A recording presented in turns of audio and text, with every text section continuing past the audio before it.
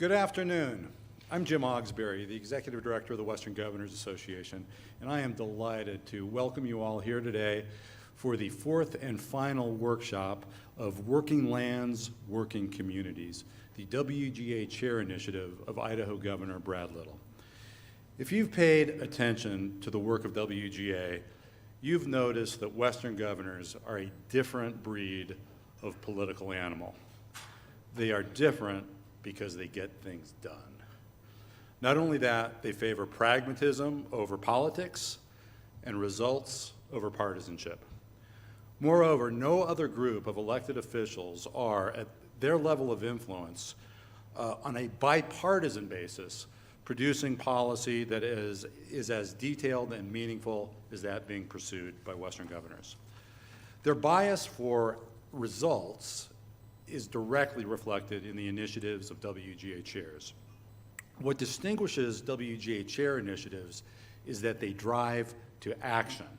As I've said many times before, if all we did with these projects was to assemble experts and stakeholders to have big discussions about important issues, identifying best practices and generating ideas and sharing information, that would be a valuable investment of our time. We do all of those things, of course, but these conversations and exchanges and ideas are but prelude to the main show. The real products of these initiatives are actionable deliverables and demonstrable change. Among other things, these initiatives have spawned new and enduring gubernatorial policy. The enactment by Congress of statutory recommendations developed by the governors. Adoption by the administration of the governor's regulatory priorities. Memoranda of understanding between WGA and federal agencies. Interstate agreements on infrastructure, and specific projects and programs and toolkits and councils too numerous to catalog. Working Lands, Working Communities will doubtless contribute to WGA's proud legacy of fruitful initiatives. And while it would be presumptuous of me to predict the outcomes and the deliverables of the effort, I have every confidence that it will yield positive benefits and help improve Western land management for decades to come. Previous workshops in this series were hosted by Utah Governor Spencer Cox in Salt Lake City, Colorado Governor Jared Polis in Denver, and Alaska Governor Mike Dunleavy in Ketchikan. Examining the critical relationship between rural communities and the working lands which they steward, we've convened experts and land managers and practitioners of all stripes. These invested and passionate individuals have shared multiple cases of successful cross-boundary land management, and they've critically examined barriers to improving resource management strategies in the West. These discussions have really highlighted Western states' leadership and innovation in the areas of natural resource and land management. They've also demonstrated beyond doubt that a collaborative approach to complex management challenges is really the way to go. Today, we will continue to hear and learn from those who know the land best.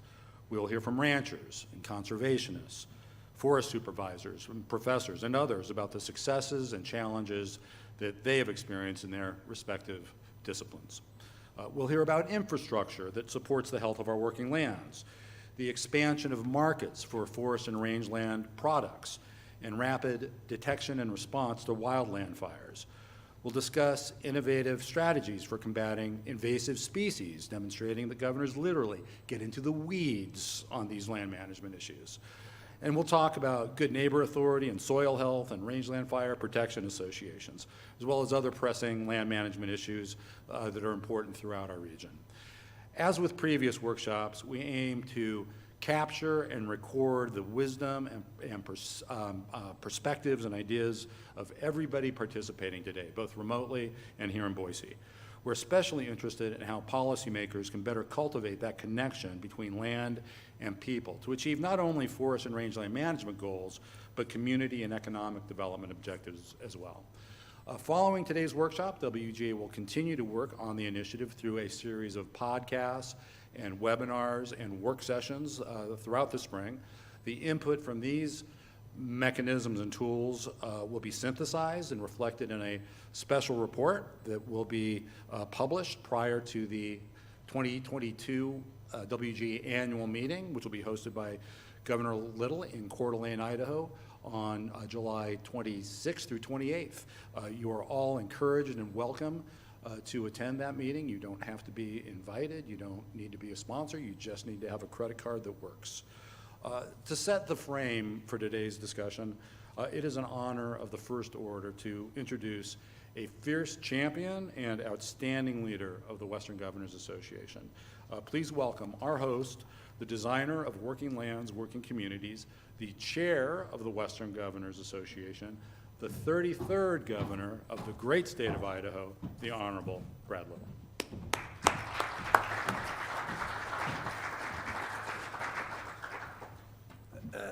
Thank you, Jim. And when we started, before you people out in the world tuned in, Troy was talking to the people here in the room about what who the audience is.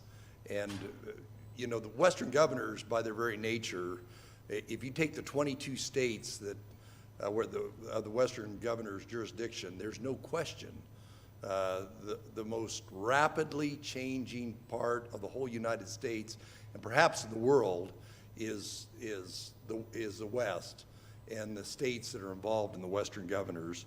So I'm delighted to host you here in Boise, and I'm even more delighted this summer to host everyone in Coeur d'Alene and talk a little bit about, in the introductory remarks, about the panels that are going to be coming up where we talk about our working lands, working communities. The initiative was, the reason we came up with this is to look at the complex interrelationship between local government, state government, obviously the federal government, and the agencies that are a part of that. We all know that for that system to work good, you have to have buy-in from the constituents, and that's the community part of it. That if the federal land managers that are here, the state land managers that are here, we all know that to do the things we want to do to change, to adapt to the whatever's changing, whether it's demographics, whether it's societal norms, whether it's the climate, it's impossible to do that if you don't have buy-in, if you don't have that communication and that involvement. We obviously, what's one of the critical issues that when we Western Governors get together, we talk about all the time. We had a good call last summer, but it seems like, unfortunately, that the urgency of the calls is directly proportional to the wildfire season. And these places where there's no wood, I'm hoping it's wood under there. We're hoping that our moisture level improves and we don't have a catastrophic fire season like we did last year. We were a little blessed here in Idaho relative to some of my other peer western states, but it's something that it always is top of mind with the Western Governors, as is water. You know, the nexus between wildfire seasons and water shortages is obvious. You know, we want to protect wildlife habitat, and we want to protect water for a variety of reasons. But to make this happen, again, local communities have to have the tools to address those challenges as we go forward, whether it be in Idaho or any of the western states. The states do have the good fortune of having a significant increase in resources, that whether it be the infrastructure bill or ARPA, fill in the blank.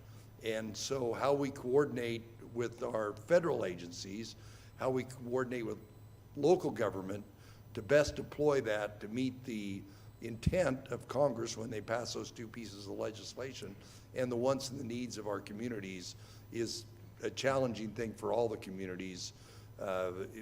And what's going to be interesting is as we do that, you know, all the states and communities are going to be competing against each other. How do we get that money deployed and not waste it, and get it out there and really do move the needle water infrastructure, on sewer, on water, on recreational, maximizing recreational opportunity. That's going to be a little bit of a challenge because we got a lot of money to spend in a pretty narrow time. But it is welcome, given the rate of change that's taken place in the West, given the significant movements in population that have taken place all over. You have the good fortune, or depends upon your outlook, or the misfortune of being here in the fastest growing state in the nation right now. And it's not that we advertised and wanted to do that, but that's what's happening right now. And so all of these things are even more important to us today than they ever were in the past. Here in Idaho, for example, we're seeking record investments in water infrastructure, and that's both surface water and subsurface water. Over my career in public policy, the obvious link between subsurface water and surface water becomes more and more apparent, and we actually probably got our arms around how to manage it. It's still somewhat controversial, whether you call it conjunctive management or fill in the blank, but we're going to make investments in both of those areas, recognizing the connection between both of those. Also, clean and safe water, and we're fortunate to have a lot of this infrastructure money to where we can go out in a lot of these communities that are really rapidly growing. They're going to have the resources they need to update their systems, to build capacity, to increase the resilience of those systems as communities grow. And of course, we're always collectively in the West concerned about the quality of our rivers and lakes and what really makes the West something that we're all very proud of. Additionally, we're going to have more resources. I made a pretty bold recommendation for fire funding for the state of Idaho. I know we're going to talk about that in Coeur d'Alene.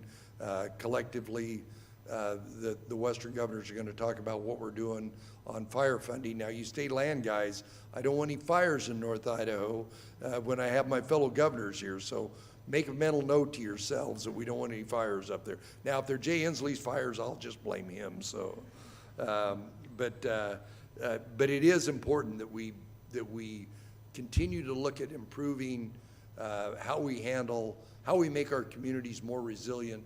And of course, this organization in particular, the Good Neighbor Authority and Shared Stewardship are initiatives of the Western governors that go back 8 years, Jim, something like that.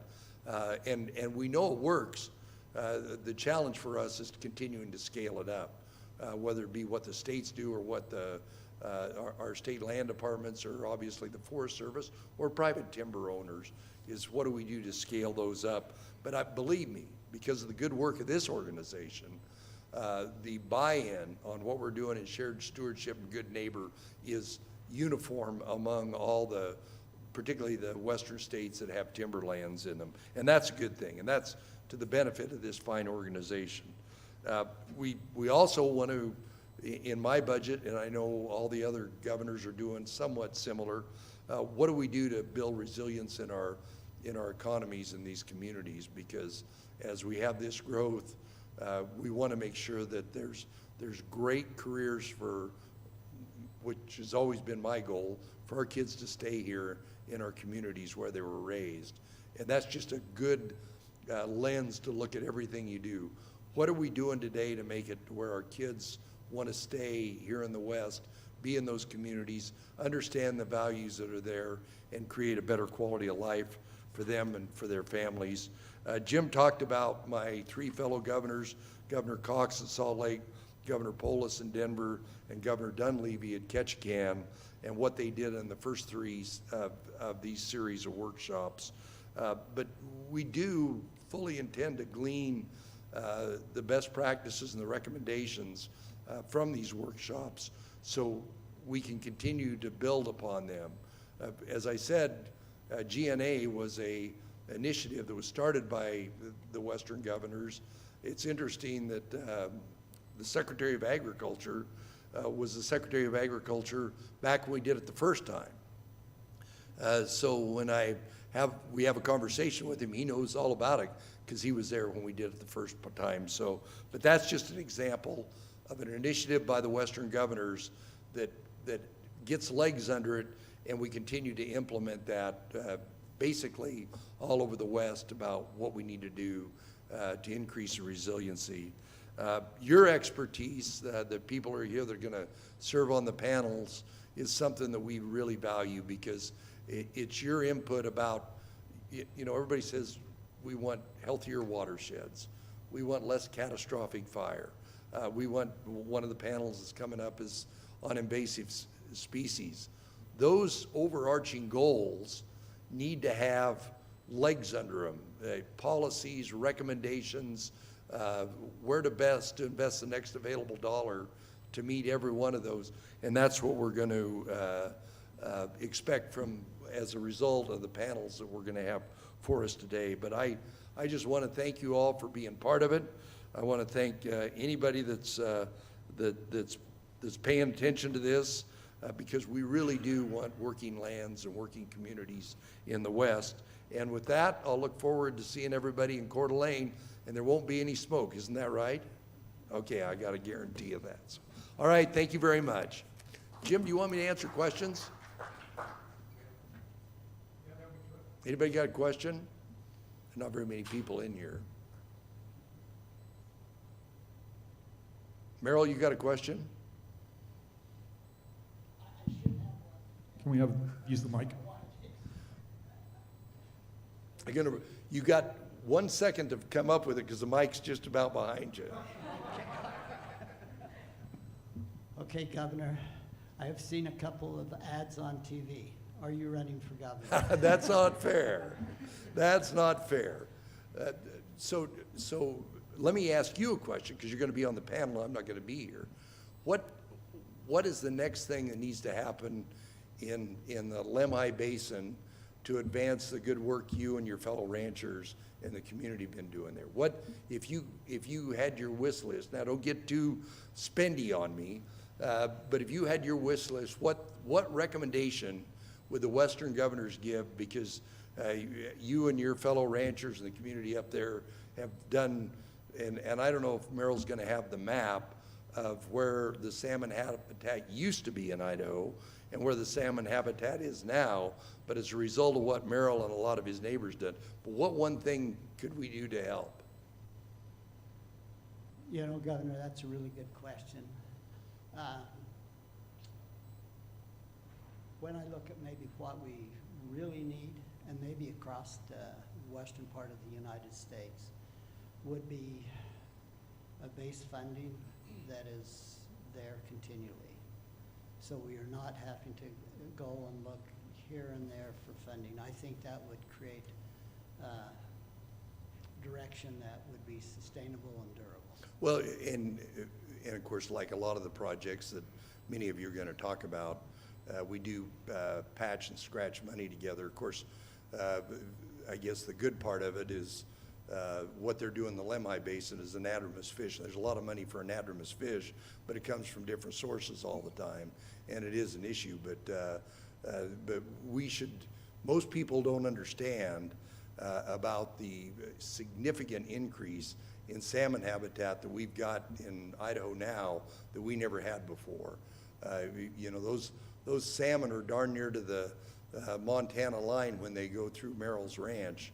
And that is, 15 years ago, if somebody would have predicted that, they would have said that's never going to happen, but it was because of the good work that you and your neighbors did. Well, and Governor, it's also the good work that's been done from the state of Idaho.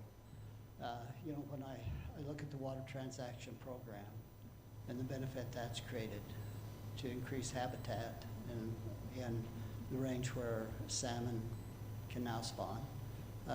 So we want to make sure we thank the state for that also, and you. Well, you're welcome, but you guys did a lot of the heavy lifting. So, all right, thanks everybody. Enjoy the conference.